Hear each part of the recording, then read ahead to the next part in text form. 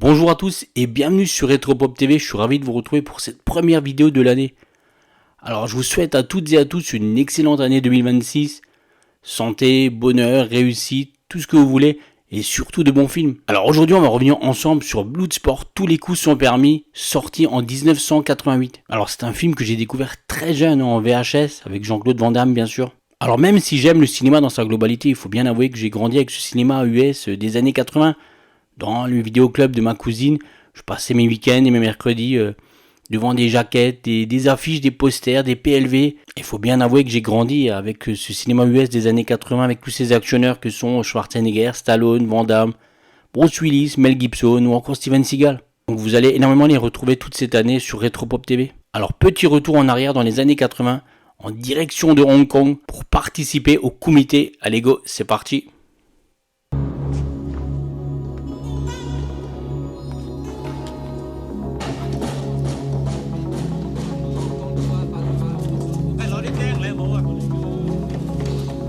Alors Bloodsport, c'est un film américain réalisé par Newt Arnold, sorti donc en 1988, et il met en scène Jean-Claude Van Damme, Bolo Yang ou Donald Gibb ou encore Forest Whitaker. Et le scénario, lui, est partiellement basé sur la biographie, assez contestée, il faut le dire, de l'expert en arts martiaux Frank Dux, un champion américain de karaté qui n'a qu'une seule obsession, remporter le comité à un tournoi clandestin d'arts martiaux organisé à Hong Kong, une rencontre où tous les coups sont permis, y compris les coups mortels.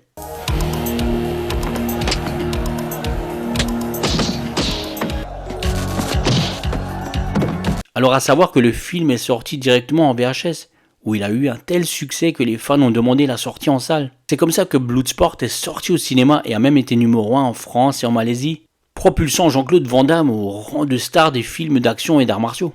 Et le long métrage est un succès au box-office, 50 millions de dollars de recettes pour un budget d'environ 1,5 million de dollars.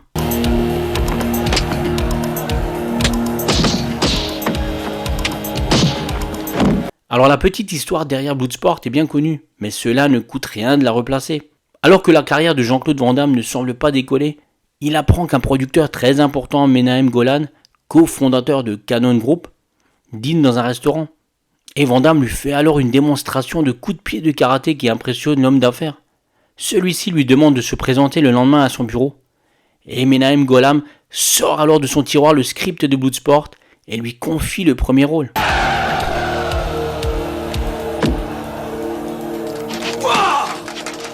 Vous avez vu ça? Comme je l'ai dit, Bloodsport s'appuie sur un personnage bien réel, Frank Dux.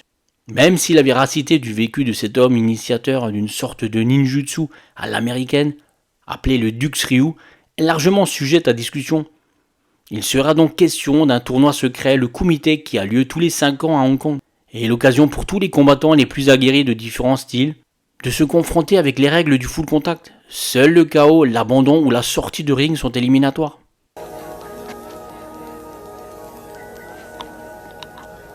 Et c'est pour participer à cet événement hors du commun que Frank Dux s'enfuit de l'armée américaine.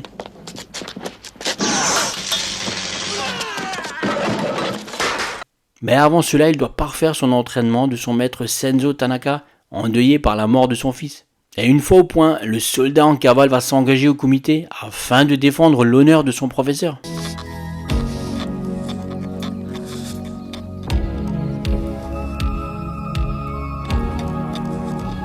Alors bien sûr, il y a beaucoup de nostalgie avec les films de Jean-Claude Van Damme et de la Cannon. On retrouve les frissons ressentis durant notre enfance. Et de fait, les films produits par la Cannon à son âge d'or donnent de nos jours la sensation rafraîchissante d'une époque révolue, où l'on pouvait tout faire et tout dire sans avoir à se soucier des critiques venant de la sphère internet.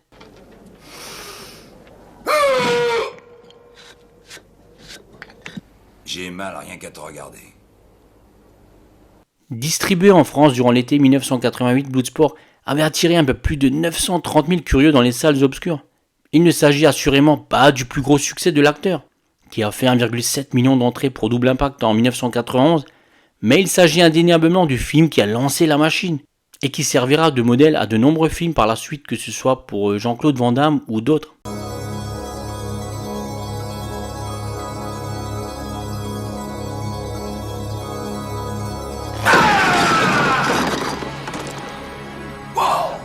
Mais c'est bien Bloodsport qui est le film qui a révélé Jean-Claude Van Damme et qui l'a immédiatement imposé comme un artiste martial avec lequel il faudrait dorénavant compter. Et ses dispositions très aériennes, sa souplesse en font une véritable bête de scène sous l'œil de la caméra. Le film marquait également les débuts de la très fructueuse collaboration entre l'acteur belge et Sheldon Lettich, le réalisateur et scénariste américain qui écrira et ou réalisera 6 films pour Van Damme entre 88 et 2006. Sheldon Lettich connaît parfaitement son affaire et s'avère en phase avec ce que voulait voir le public à l'époque. C'est même lui qui a signé le scénario de Rambo 3. Vous m'avez appris à vaincre toutes les difficultés et à ne jamais se limiter à une seule technique. Alors le tournage de ce film débute le 17 octobre 1986 à Hong Kong et le moins que l'on puisse dire c'est qu'il s'est avéré très chaotique. Le projet étant tourné à Hong Kong avec très peu de moyens et après avoir vu le premier montage, Menahem Golan voulait carrément abandonner. Mais Jean-Claude Van Damme, qui voulait à tout prix devenir une star et se faire un nom au cinéma, a proposé au producteur de reprendre lui-même le montage du film et la casquette de réalisateur. Sans expérience technique mais avec des idées intuitives sur ce qu'il souhaitait voir à l'écran. Notamment le fait de jouer sur les ralentis ou de doubler les prises de certains coups.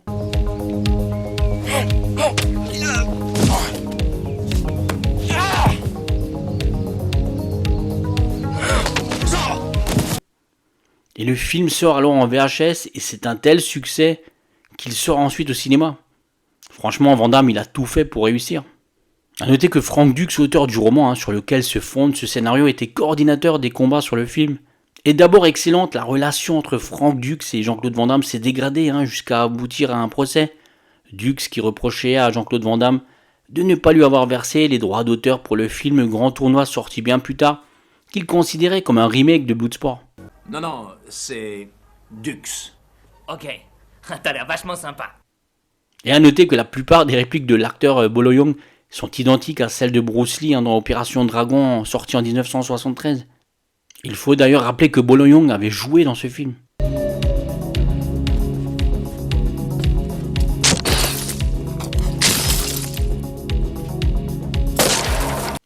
Par ailleurs, lui, qui ne mesurait qu'1m68, avait été filmé en contre-plongée pour la plupart de ses plans, pour paraître plus imposant et plus dangereux dans le film.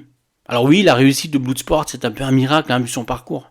Mais pourquoi ce film a si bien marché? Alors d'après moi, il est sorti à une époque où les arts martiaux étaient à la mode. Et on ne peut pas nier le fait que Jean-Claude Van Damme a donné l'envie à beaucoup de monde de se mettre au karaté, au full contact, au ninjutsu ou à quelconque autre art martial.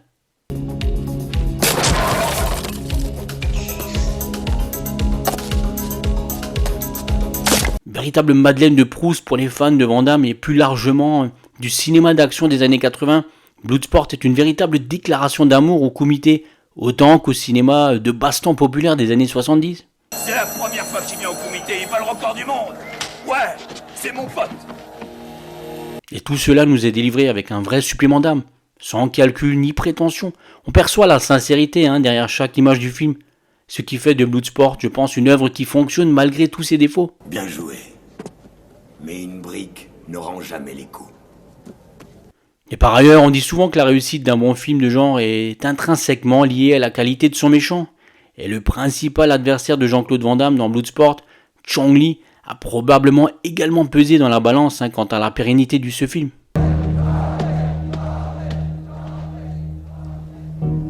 Et n'oublions pas que Bloodsport retrace l'histoire de Frank Dux, donc un Canadien qui est devenu le premier non-asiatique à remporter ce fameux kumité à Hong Kong.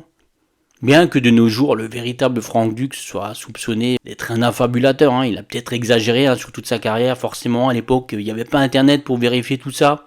Mais le parallèle avec le début de carrière fulgurant de Jean-Claude Van Damme me paraît vraiment évident. Eh bien moi aussi, je voudrais être le plus grand des champions. Et je vais te dire pour qui. Pour Tanaka, mon Shidoshi. Car le récit de ce Belge parti à Los Angeles avec rien d'autre que la foi en son talent et l'envie d'en découdre dans ses bagages sonne un peu comme la destinée de ce Frank Dux.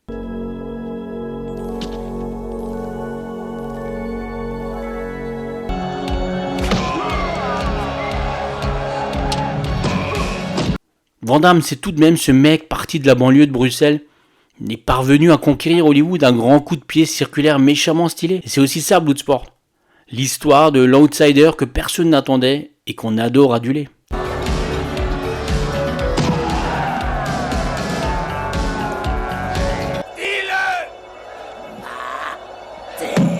Voilà, c'est la fin de cette vidéo. J'espère vraiment que j'ai réussi à vous donner envie de vous plonger ou de vous replonger dans ce film. N'hésitez pas à laisser des commentaires, ça fait toujours plaisir. Dites-moi ce que vous avez pensé de ce film. Et comme d'habitude, pensez à vous abonner si ce n'est pas déjà fait, à mettre un pouce bleu si vous avez aimé le contenu et à partager sur tous vos réseaux sociaux. C'est comme ça que vous aidez à faire connaître et à faire grandir la chaîne et je vous en remercie. Moi, je vous dis à très vite pour une prochaine vidéo sur Retropop TV et je vous souhaite encore une belle année 2026. Prenez soin de vous. Bye.